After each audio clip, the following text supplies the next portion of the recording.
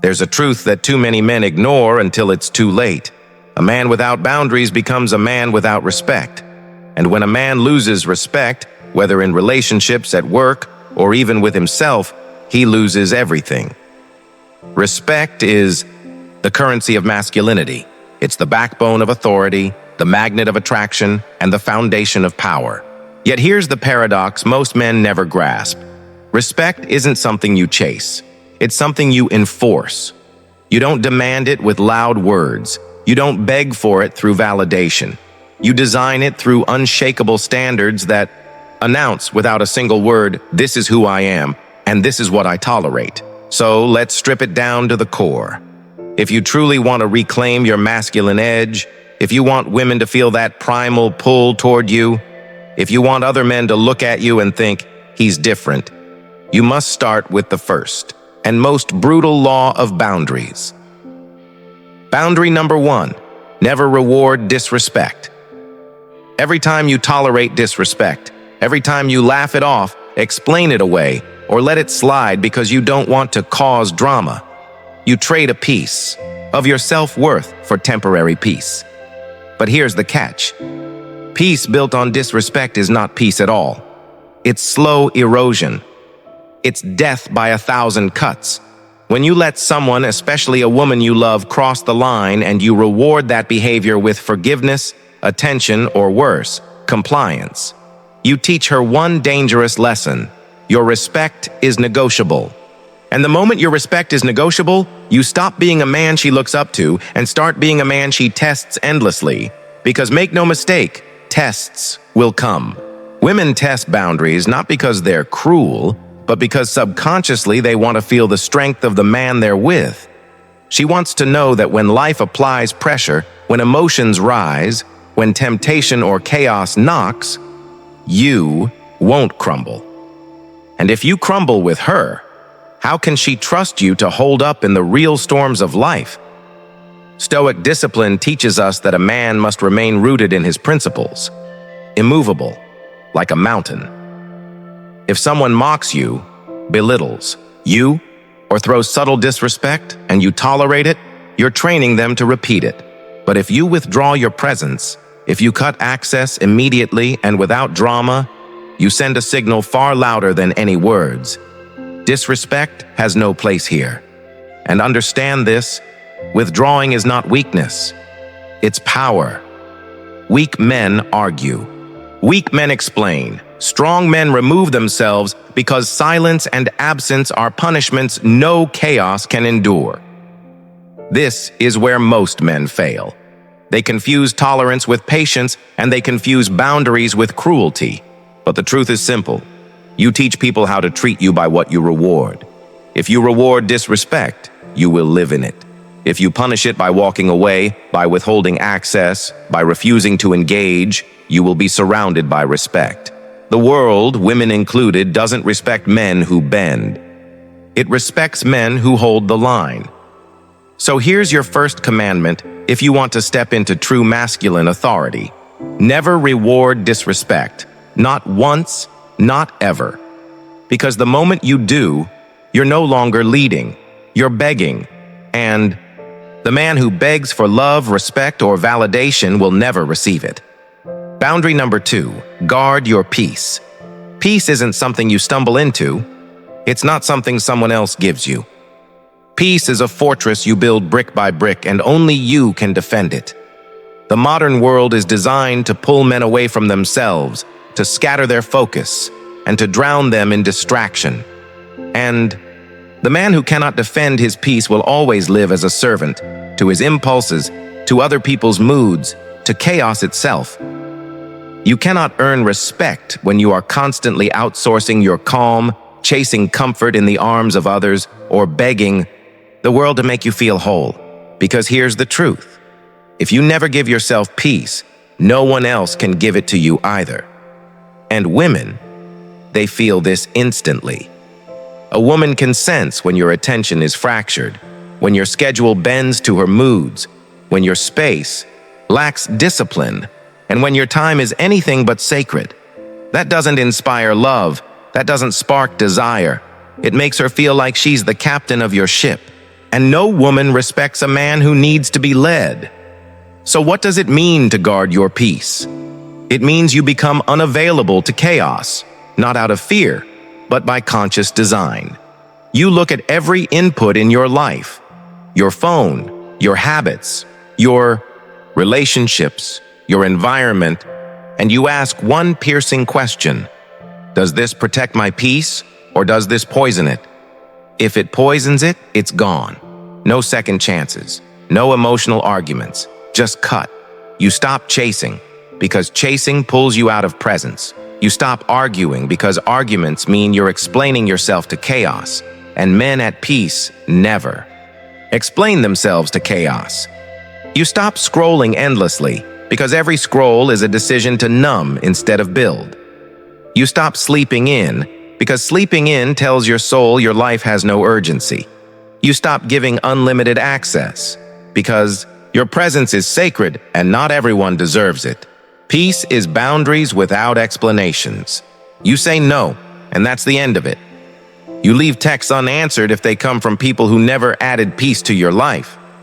You walk away from gatherings where gossip is the main currency. And you let people call you arrogant, cold, or distant, because those same people used to feed off your availability. Let them talk. Let them wonder. Let them miss you. Because while they waste energy on noise, you are building a fortress of calm that no storm can enter. You wake up early, not because it's trendy, but because those sacred hours before the world stirs belong to you. You read not for appearances, but because wisdom reminds you how small your problems truly are. You train your body not for shallow validation, but because physical discipline is spiritual war. You keep your space clean not to impress visitors, but because chaos cannot survive where order lives. This is why peace is power, because the man who owns his mind owns his world. The man who cannot be lured into drama, chaos, guilt, or distraction becomes untouchable. And women, though they may never say it out loud, crave this kind of man. Employers trust this kind of man. Friends respect this kind of man. Other men look at him and whisper, "He's different." But let's make something clear. When a woman creates emotional noise, picking fights, pulling away, asking loaded questions, it isn't always to destroy you. Sometimes it's to test you, to see if your world bends when she leans on it. She's asking, without words, "Are you solid, or are you just pretending?" If every time she pokes you, you jump, there is no core, just reaction. But if you sit calmly, hold the silence longer than her confusion, and respond only when you choose, you don't just guard your peace, you declare it untouchable. Eventually, she will either rise to your frequency or exit your life. And both outcomes are victories. Because the moment you surrender your peace just to keep someone around is the moment you lose yourself. And if you lose yourself, there's nothing left to be loved. Your mission, your vision, your spirit, they all require peace as the foundation. Without it, you will always be dragged by chaos. But with it, you become rare, magnetic, unforgettable. Because the man who cannot be shaken will always be respected, desired, and remembered. So guard your peace like it's gold, because it is. And once you own it, you'll never trade it for chaos again. Boundary number 3, don't overshare. You've been told your whole life, open up more, be vulnerable, share everything. But let's be brutally honest. How has that served you? Did women admire you more when you poured out every anxiety? Did they crave you more when you cried over life's unfairness? Or did something subtle shift in their eyes, where they no longer saw you as their anchor, but as their emotional equal? Here's the reality most men never learn. Women don't fall in love with projects. They fall in love with men who carry their own weight. Men who speak when it matters. Men who hold back enough to remain magnetic. A woman doesn't want to be buried under the weight of your every doubt, fear, or wound. She doesn't want to become your therapist, your savior, or your emotional dumping ground. What she craves is mystery. the sacred distance between what she knows and what she doesn't yet fully understand about you. That distance creates tension. That tension fuels desire. And when you kill the mystery, you kill the fire. This doesn't mean you should bottle up emotions. You're not a machine. You bleed, you struggle, you doubt. But the difference between a respected man and a tolerated man lies in how he carries those emotions. A respected man feels deeply but moves intentionally. He integrates his struggles quietly, steadily, sometimes alone if he must. He never hands his burden to her and calls it love. Think about the men you respect most. Do they broadcast their wounds to the world? Do they flood conversations with endless self-disclosure? Or do they reveal pieces of themselves slowly, intentionally, like treasures that must be earned? The most respected men give glimpses, not blueprints. They offer presence, not explanations. They create intimacy not through oversharing, but through controlled vulnerability. When you overshare, you create emotional clutter. She doesn't know what to do with it all. Instead of feeling close, she starts feeling smothered.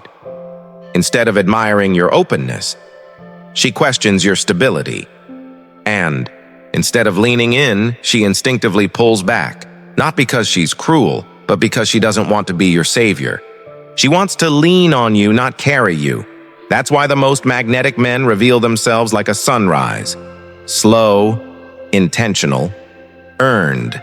Not with floods of confession, but with doses of truth that amplify their strength rather than replace it. They don't speak to be understood. They act to be respected. And respect always deepens intimacy in ways words alone never can. Here's the mindset shift. Your story is not a brochure. It's a treasure chest.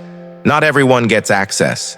Not everyone deserves to know your deepest struggles. That access must be earned through time, loyalty, and proven trust.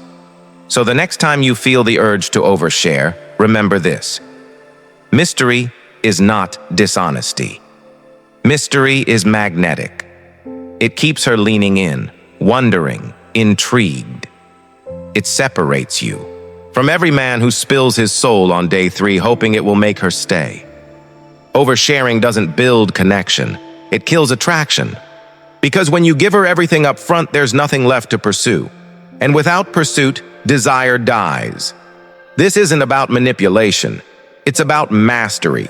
Emotional mastery, strategic vulnerability, the kind of openness that strengthens your masculine frame instead of weakening it.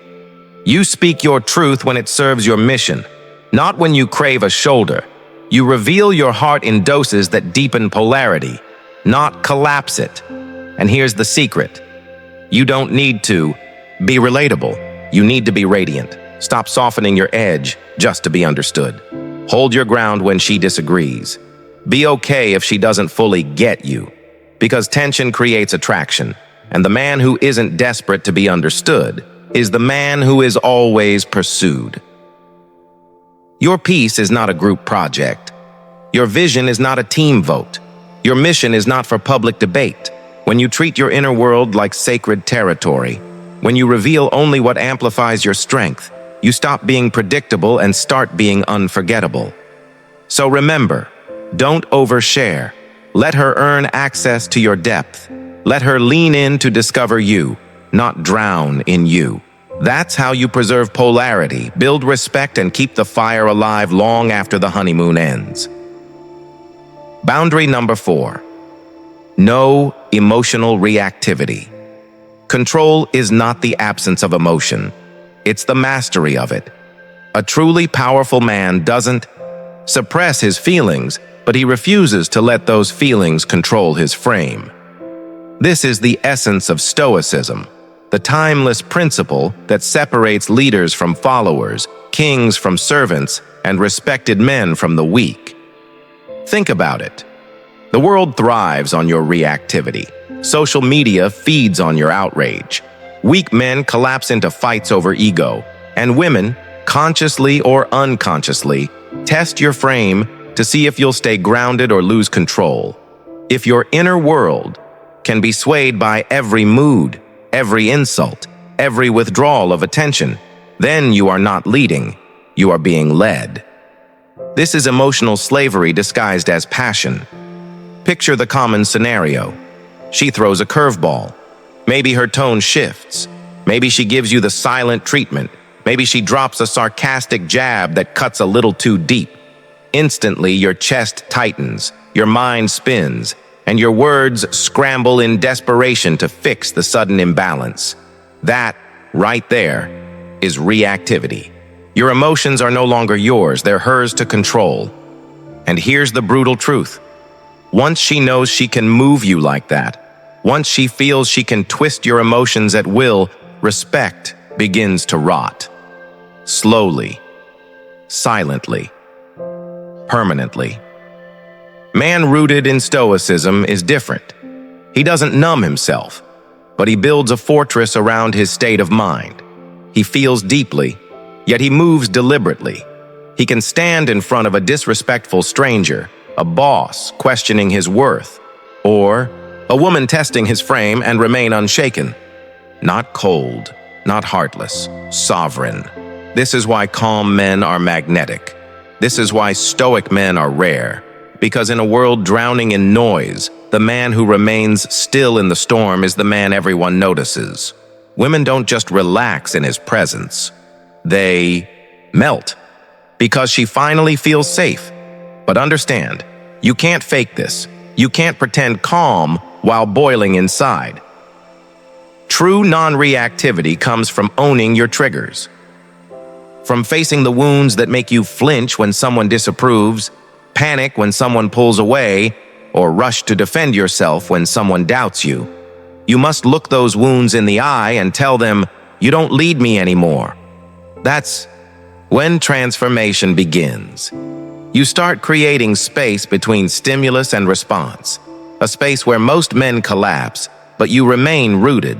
That gap between what happens and how you choose to respond is where kings are forged. Over time, this practice shifts everything. You stop chasing the last word. You stop defending your character to people unqualified to judge it. You stop being pulled into every storm of chaos around you. Instead, you move slower, speak less, and observe more. You understand that her emotions are hers, not yours to control. And the moment she realizes you won't drown in her waves, she begins to trust you with a depth she's never trusted anyone else. This isn't just about relationships. This is about life. Because most men burn out not from the battles they fight, but from the ones they never should have entered. They waste energy proving themselves to doubters, fighting rumors, defending fragile pride. But a man with stoic presence, he doesn't get pulled in. He walks above it, around it, through it, untouched. Imagine walking into a room where your ideas are questioned, and instead of arguing, you smile. Imagine hearing gossip about yourself and remaining silent because truth doesn't panic. Imagine being ghosted, rejected, or overlooked, and rising calmly without retaliation. That is not weakness. That is ultimate power. Because when you master your emotions, you master the battlefield of life. And that mastery doesn't just command respect, it creates unshakable dominance. So never forget, no emotional reactivity.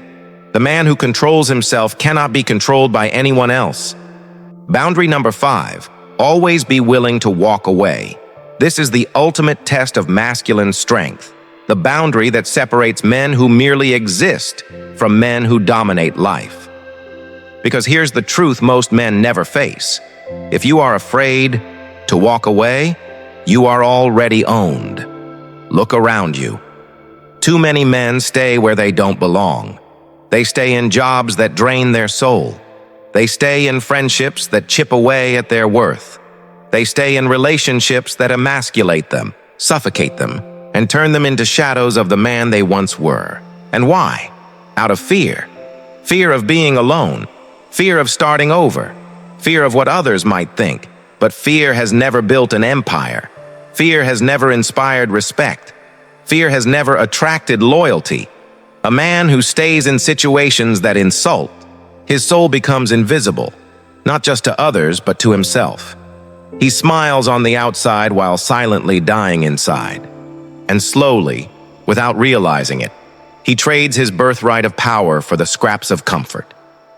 Now contrast that with the man who is willing to walk away. The man who says, "I love you, but I love my values more. I appreciate this job, but my peace is worth more than your paycheck.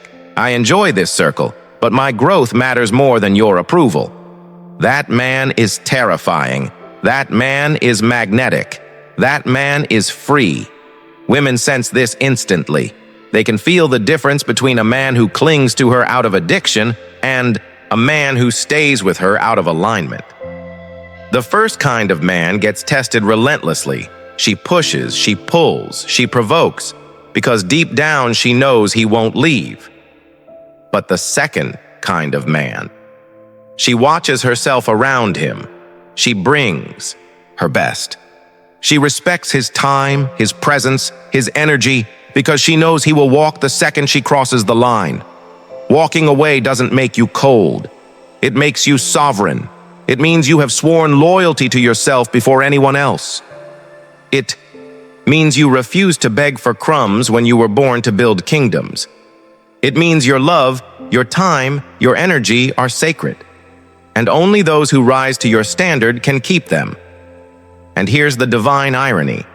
When you are truly willing to walk away, you rarely need to. Because people adjust, environments shift, women recalibrate. Respect flows naturally to the man who cannot be bought with comfort, who cannot be caged by fear, who cannot be controlled by validation. This is the most dangerous version of you, not dangerous to people, but dangerous to mediocrity, to codependence, to anything that tries to chain your soul. Because the man who can walk away is untouchable. He isn't owned by love. He isn't owned by money. He isn't owned by society. He owns himself. And that ownership, that self-respect, transforms everything. The real growth doesn't happen while you're holding on. It happens the moment you let go. In the silence after you walk away, you meet your next evolution. The man who no longer tolerates chaos, who no longer begs to be chosen, who no longer fears being alone. And from that place, you build a life so aligned with your values that only the worthy can enter it. So remember this. Be willing to walk away from anything that makes you forget who you are.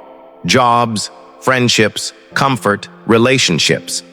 If it costs you your respect, the price is too high. Every time. And once you live like this, you'll never beg again. You'll never chase again. You'll never tolerate disrespect again, because you'll no longer be a man surviving life. You'll be a man designing it. This is the way of the unshaken heart, a man who doesn't crumble when tested, a man who walks in calm power, unshaken, unbroken, untouchable.